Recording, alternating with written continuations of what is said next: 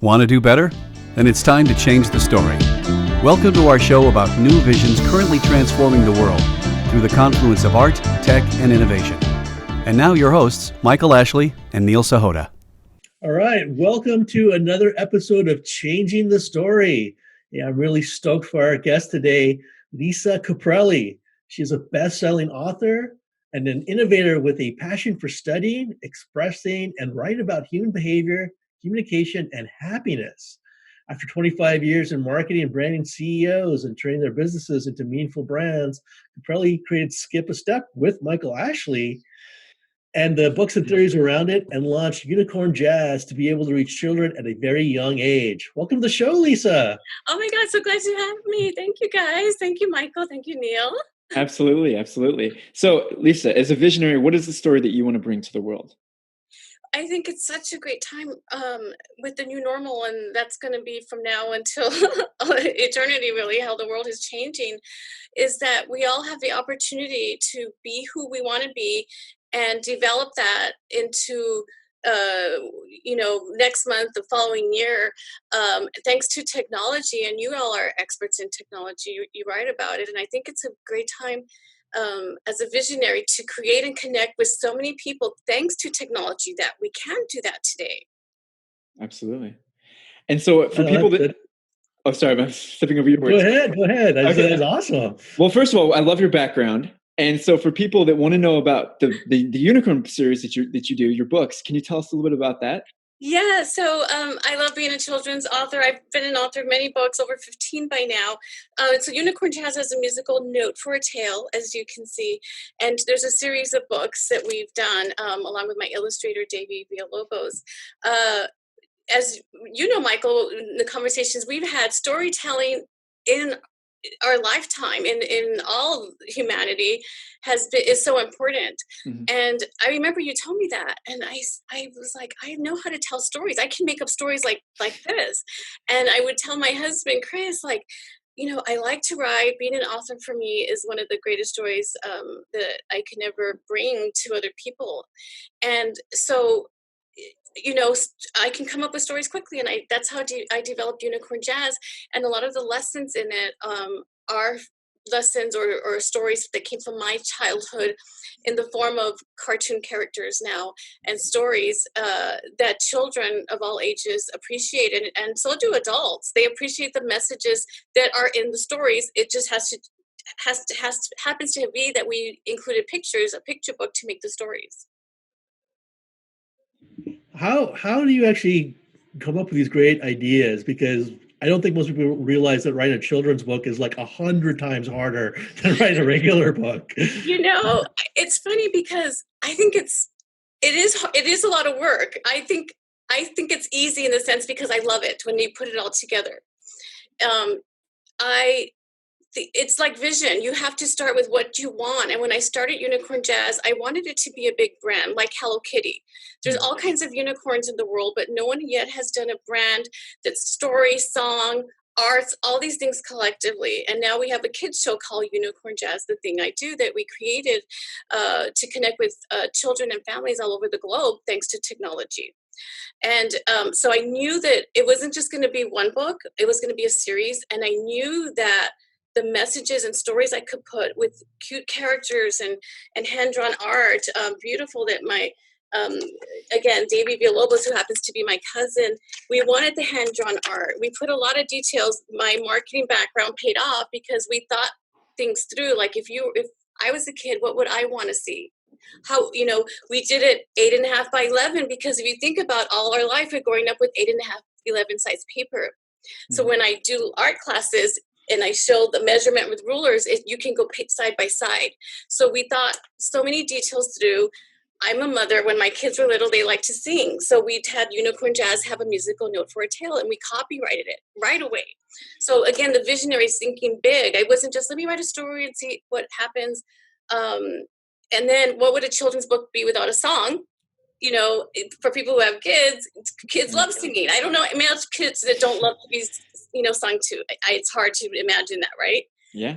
And so what I've done is building the team with all the creative people around me, reaching to people that are professional singers, professional, helping me write lyrics. That's not what I do.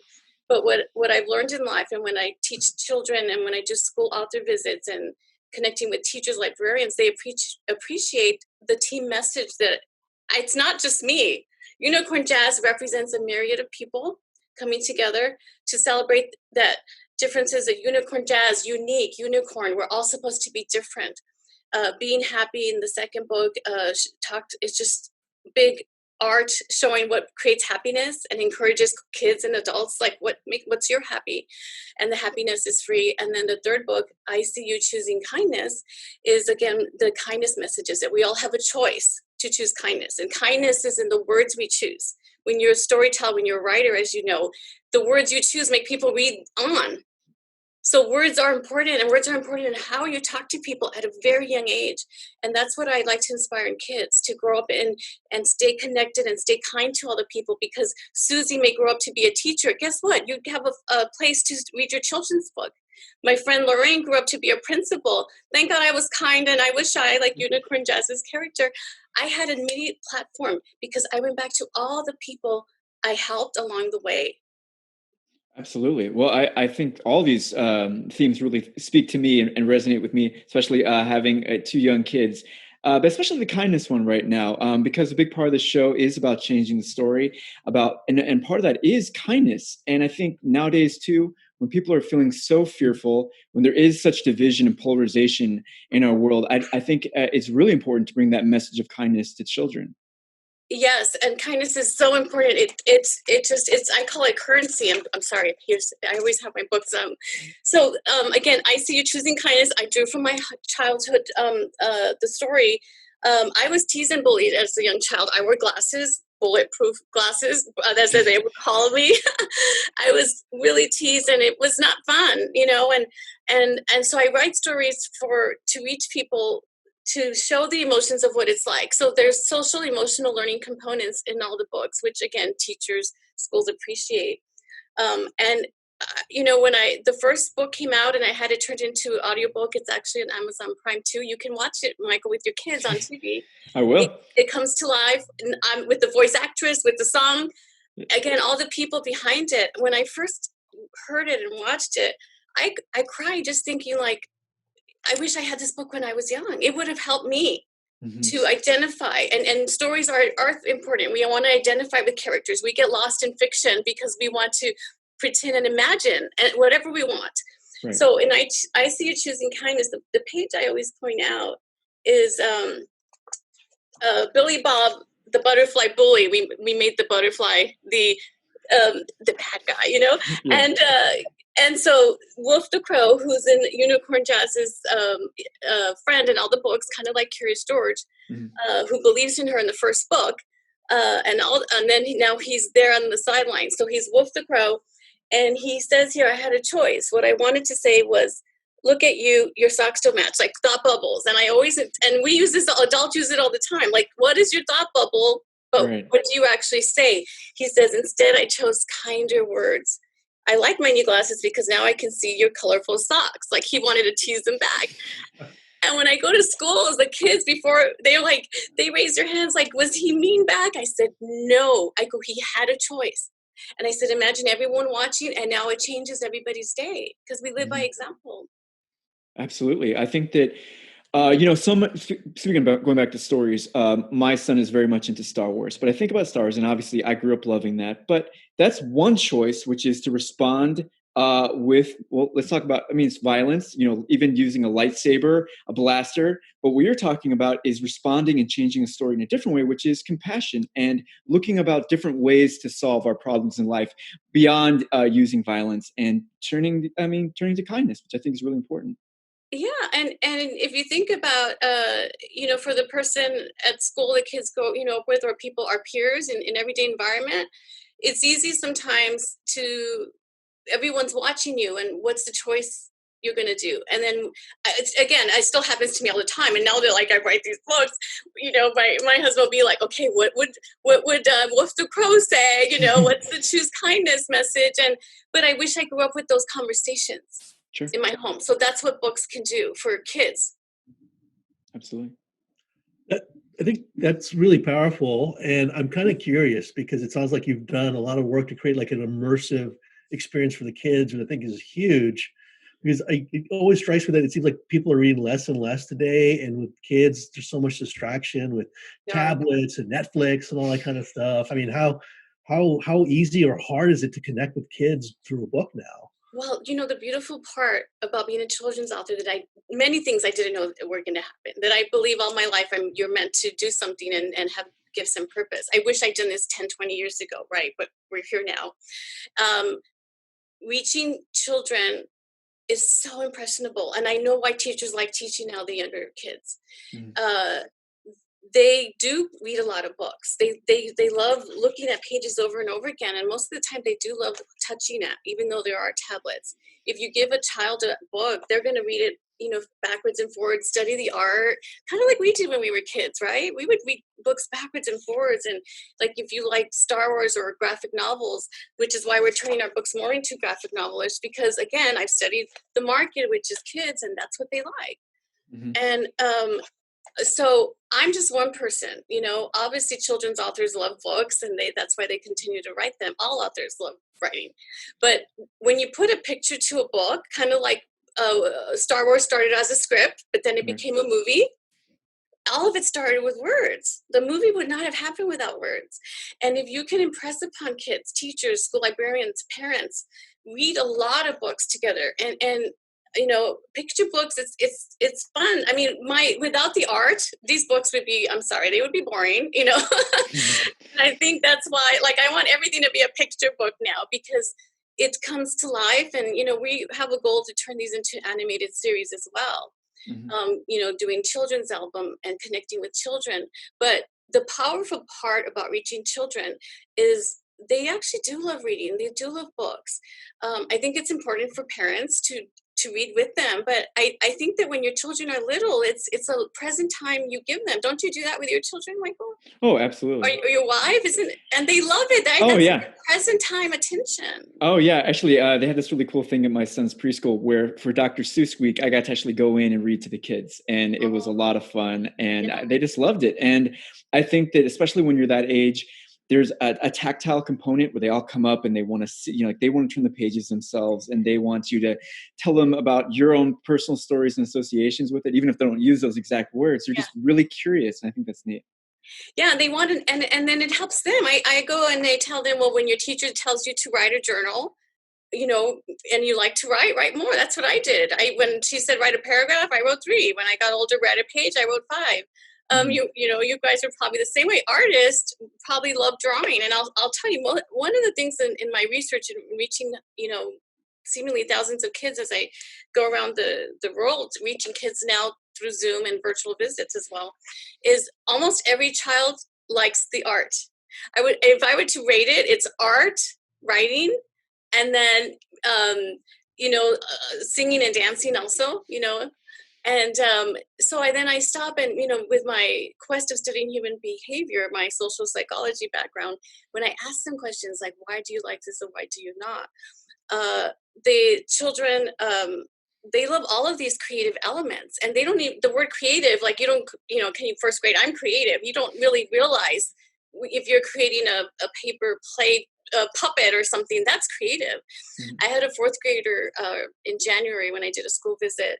I'm teaching all these things. Of course, I'm excited. Everyone says it all the time. And that excitement is contagious.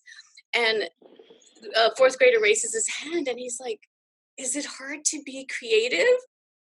And this was a room of 200 kids, educators, district librarians. And I just said, is it hard to dream? And he's like, no.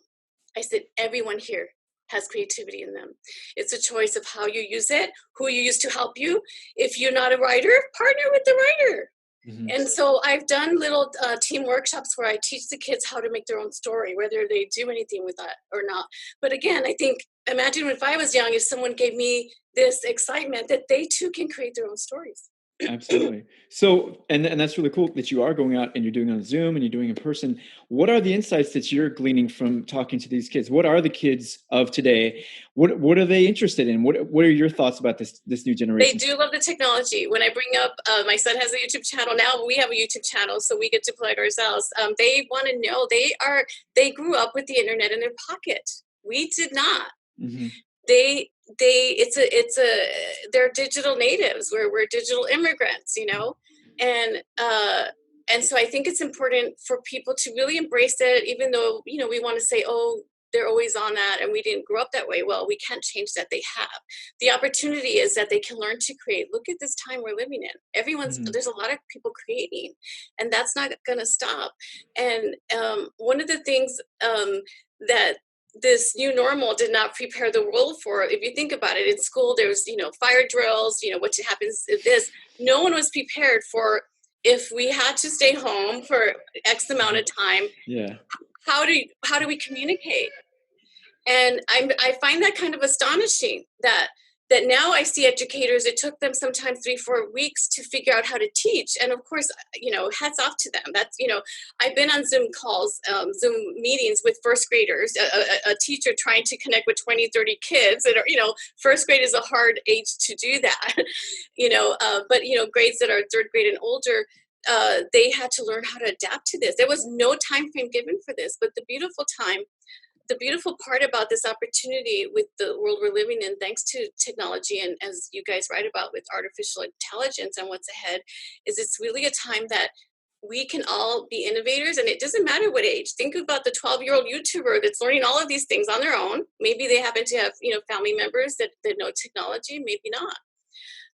So it almost like brings the world into a new platform with technology, because you have to integrate technology with everything we do. So children can really embrace it, and the schools and teachers that use technology back to the kids, they're going to now be excited about it. I think that's actually a really powerful point, and ironically, I think it fits in well with your, can you be creative? How hard is that? How hard is dreaming? I'm seeing like you look with the schools, the universities, all these places, even like regular offices saying like, well, this thing about working from home or virtual classes is 15 years away, and now we're realizing not only can we do it and do it fairly well in some cases, we're talking about taking the next step. And like I hear people talking about, can we do virtual classes? Yeah. Create a virtual world that people will come together. And you could reach people everywhere. So it's going to be people deciding what they want. Obviously, we want human connection. I love seeing you two on the screen that we could talk, even though we kind of dress up and, get ready for it. But it's still human connection. And I think that we're going to see a lot more of seeing FaceTime and Zoom calls with people versus, going over to your office. Not that we don't want to do that, but we live in such fast-paced world. I have huge ambitions to write hundreds of Unicorn Jazz series books, all these. And I think the more I meet people in person, not that I don't want to, think of that time. Do you guys stop and think about that? Like, sure. How much time you do have when you don't meet people? Not that you don't want to, right? Sure. No, I totally get that. By the way, going back to human connection for just a moment, I totally get what you're saying about the benefits of technology. And first of all, it's allowing us to have this conversation now, so that's awesome. Right. But this is something that my wife and I struggle with too, which is how do you, if we go more to digital teaching, how do we keep that social aspect alive? Because it's so important, especially when you're little, to play and to be next to that person. What are your thoughts about that? I think that, and this is a great question. I have a Facebook group that's been started with teachers that came to me because of all the alignment and great things that are happening in the world. It's called Educate the Heart. It's a Facebook group of educators, parents. We're actually doing what we're calling jazz talks instead of like TED Talks, and we're bringing in kids and educators, and you'll be seeing that. I'd love to invite you guys in the future to give a jazz talk that's towards the kids. Sure. Everything we do is to reach the kids, and sometimes you've got to reach the parents first. So I think it's more than a twofold answer, Michael. Is one, parents have to buy into it and understand that it's important to know what's the changes, right? Mm-hmm. You rely on skills and teachers. We my friends Pam Quevedo and Jennifer Quattrucci, who are part of the group, we started asking kids that same question, because the kids tell us, right?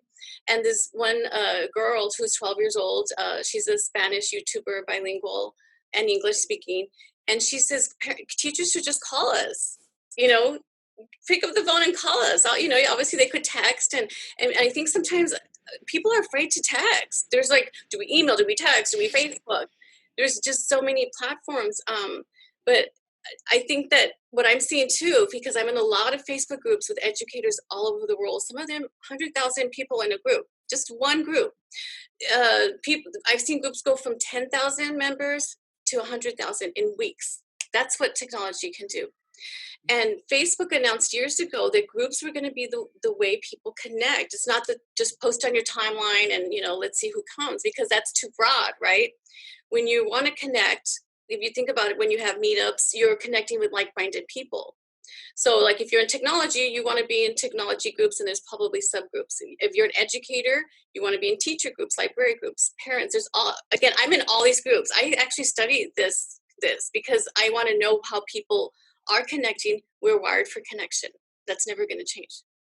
We will find the way, and Facebook has made the incredible platform to do that. And so there's a myriad of ways. Obviously with children, you have to have parent permission before you do things, and there's parameters to that.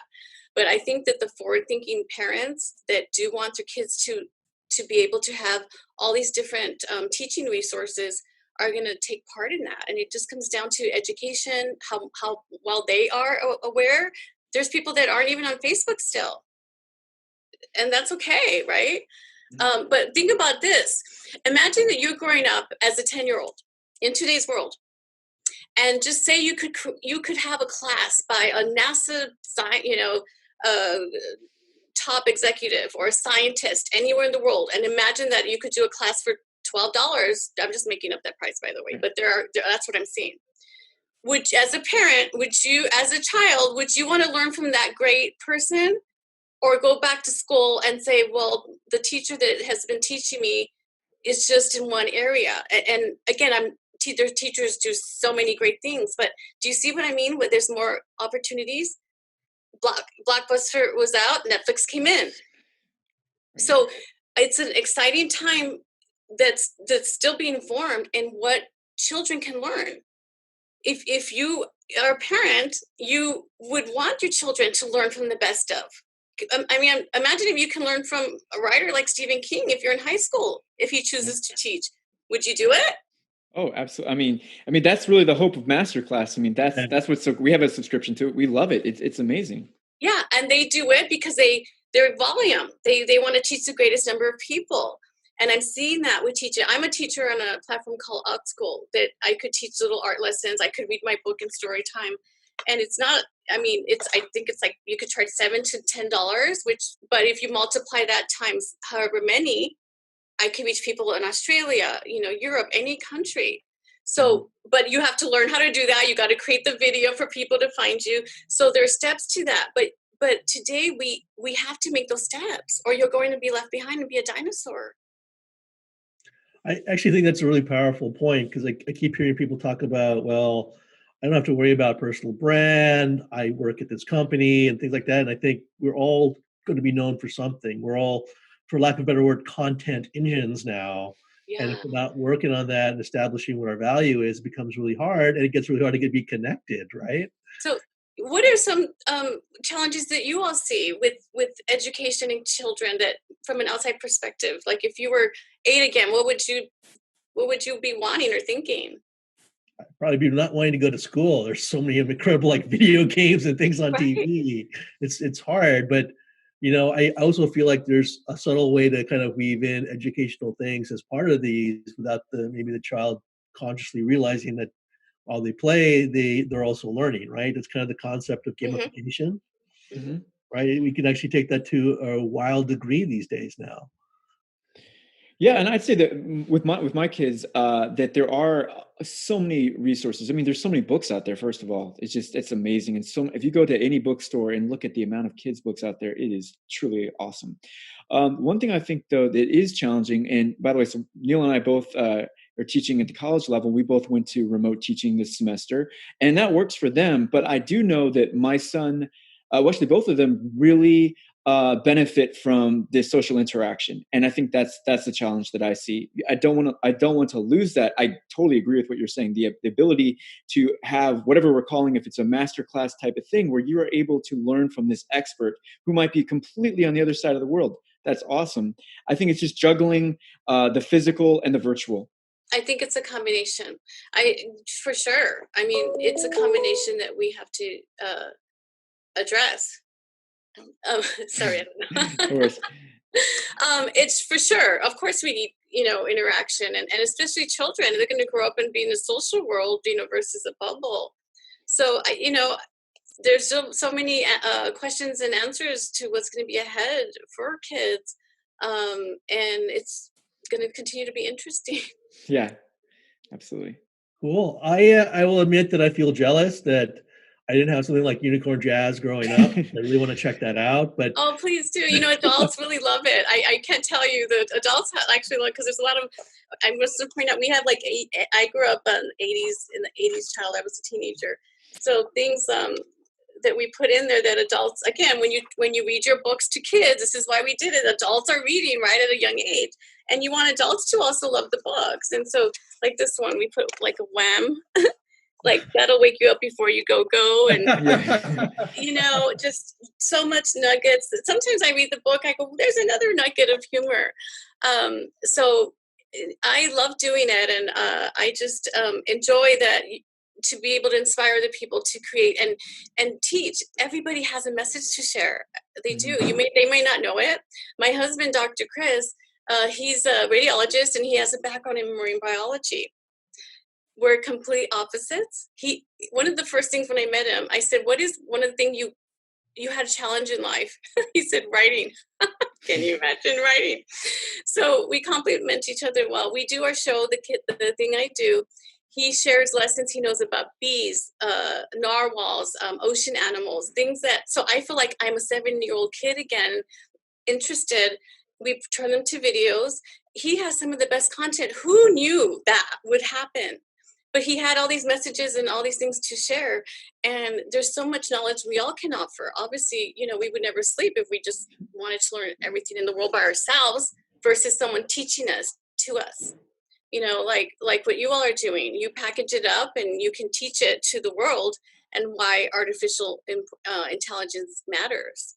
Absolutely. What would you tell kids? Like if I wanted to sum up for what you've done, what would you tell kids about artificial intelligence and the importance of it to their future? Usually I tell them that they're going to be cyborgs one day, and they're really excited by that. But I think that, that speaks to the potential of technology. If you think about technology, it allows you to do what seems to be impossible. In a lot of ways, it feels like magic. And so, even with Neil, what he's saying there, I mean, I think from looking at my children, what excites them most is the world of possibilities. And when you talk about the time that we live in right now, the world is filled with possibilities. Science fiction is becoming science fact. And you could team up with people all over the world by reaching out and asking, which I do all the time. And I have teacher curriculum, all these things, teacher certified, because I've reached out with a teacher. I don't have a teaching credential, although I could teach. And so it's just an exciting time, and you got to embrace it. I know that my son, Trey, he's told me, like, Mom, you never have to get a tutor for me because I just YouTube how to do it. And I'm like, thank you, That's so cool. You can learn anything today. You put your mind to it. I want to say, this is what I feel too. If I was young again, growing up in today's time, the best part of it is I did grow up very poor and lacked a lot compared to what, I see living out here in California. If I could grow up if someone just gave me a computer, which a lot of schools do, I feel like I'm equal. Like now that I feel like I'm equal. I wouldn't have feel like I'm poor or I can't have, because growing up, I always felt like, no, you can't have that, Lisa. We can't get that. You can't learn that. We can't get that book. And I think that that's what's neat. And so for kids who maybe feel left behind or feel like they don't have what the other kids have, this is a great time for anyone. Absolutely. Sure. Well, very, very inspiring. if people want to learn more about you and your work, how can they get a hold of you, Lisa? Thank you. Easy. Go to unicornjazz.com, just like the name, Unicorn Jazz, and all social media. I'm very reachable too. Is that coming out on the screen? Yeah. We'll make sure it's the speaker notes so they'll get it. Yes. Oh, thank you. Yes. And follow my kids show, The Thing I Do. We're on YouTube live with that and Facebook Live, and just have some big goals to get on streaming networks as we keep growing and having people share content of what they like to do on the form of video. Awesome. You're showing very much connectedness. Love it. Yeah. Well, thank you again, Lisa. Having me. No, thanks for having me. This was a lot of fun. I look forward to following your great work in the world and your messages. And thank you for doing that. I'm going to share with the people that I know as well. Awesome. Well, thank you. We appreciate it. Thank you. Hey, if you like today's show, please remember to hit the like button and leave a comment. If you've been enjoying the Changing the Story podcast series, please subscribe and share it with your friends. Thank you.